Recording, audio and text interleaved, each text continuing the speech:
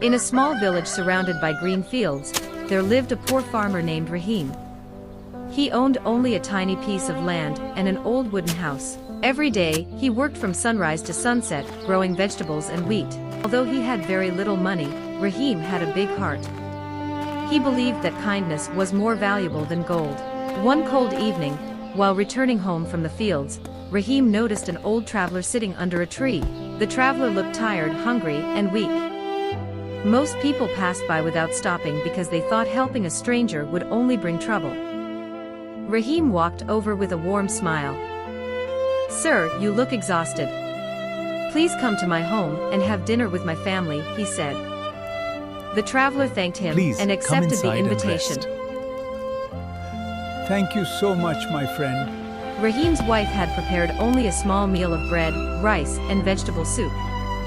It was barely enough for the family, but they happily shared everything with their guest. They even gave him their warm blanket for the night, while they slept close together to keep warm. The next morning, before leaving, the traveler smiled and said, "Thank you for your kindness. May your generosity always return to you." Rahim simply replied, "Helping someone in need is a blessing. I don't expect anything in return." A few days later, heavy rain flooded the village. Many farms were destroyed, including Rahim's small field. His family became worried because they had no crops left to sell. Just then, a group of workers arrived in the village with wagons full of seeds, farming tools, and food supplies. Leading them was the same traveler. To everyone's surprise, he was actually a wealthy landowner who had been traveling in simple clothes to understand how people treated strangers.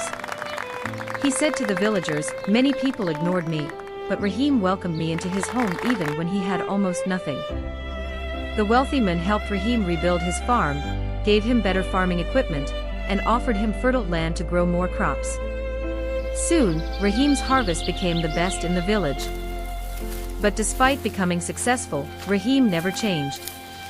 He continued helping poor families, sharing food with hungry children, and teaching others that true wealth comes from a kind heart. Years later, people remembered Rahim not because he became rich, but because he remained humble and generous.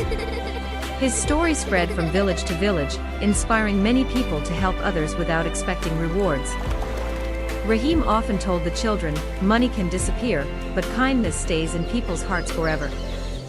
From that day on, the village became known as the Village of Kindness, where neighbors cared for one another just as Rahim had always done. Moral of the story: true kindness is the greatest wealth.